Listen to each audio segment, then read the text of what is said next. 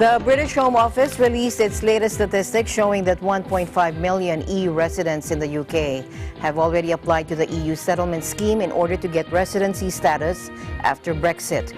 But while the government had promised that the process would be easy and that every EU resident would be allowed to stay, some of them are experiencing difficulties and see their right to a permanent residency status denied. Dutch lawyer Bijna Gayadeen, resident in the UK for 20 years, is one of them. She had to send dozens of documents and insists on recognition of her right to stay.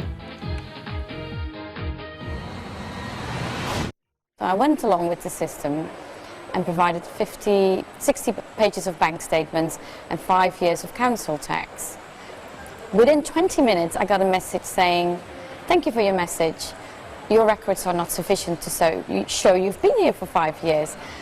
And it's like, I don't know where to go now. I mean, what else than the information you've identified in your own list can I show? It seems unbelievable that the computer and all the checks that the government could make would come back to say that people like me don't exist. It's not something you would expect.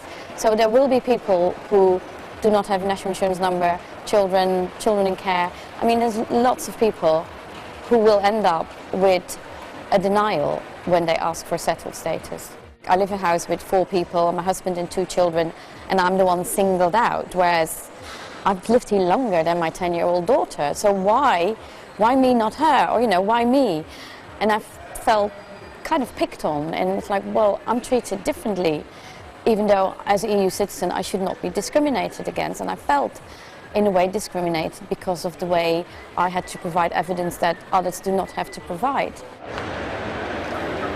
The British government, which has vowed that EU nationals living in the UK can stay, is adamant its so-called EU settlement policy is working as intended.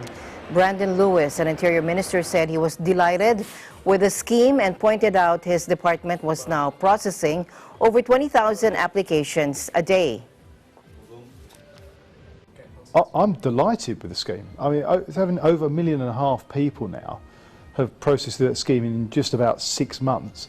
I think it's fantastic. It's great to have so many people apply, and I would encourage people to apply, but also bear in mind people have got till at least the end of December 2020, so it's still a very, very long time. Sometimes people have made a mistake, and as soon as we're aware of the case, that resolution team have contacted them, helped them, and we've got their status approved. In other situations, as you said, sometimes people haven't been able to evidence that they've been here for a long time. So again, our resolution team will work with them to get that evidence so they can get their set of status approved. Well, at the moment, as I say, we've got about just over 1.5 million people have applied for this process. And as we stand at the moment, only 1 person has been refused status, and that was for criminal records. And it was quite a serious criminal record issue. The 3-step process involves applicants uploading documents to prove their identity, how long they've been in Britain, and any criminal convictions. EU citizens able to show they have lived in the country for more than 5 years will be granted settled status, letting them remain indefinitely. Those in the UK for less time will be given pre-settled status, allowing them to apply for the permanent status once they have clocked up the requisite 5 years. Some will be hoping that the British Parliament's attempts to delay Brexit beyond October 31st will succeed. There are thought to be as many as 3.5 million EU nationals in Britain who have until the end of 2020 to lodge their applications. Updated Interior Ministry figures released on Thursday show that more than 1.5 million people have already applied, 300,000 in August alone. However, advocates for EU citizens in Britain were critical of the system.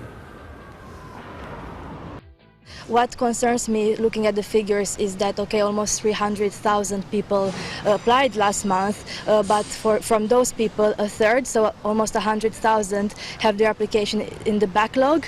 So there's a backlog of almost 200,000 applications. This means cases that are not solved so far, that people haven't gotten their status because of various reasons. The bottom line is everyone was promised the same. So just saying, oh well, the majority of people are fine because they had a straightforward record, or they didn't, it didn't take too long for the applications to be completed. It's not, it's not really the point, because everyone has to be fine, because everyone was actually promised the same rights, and this is what was promised.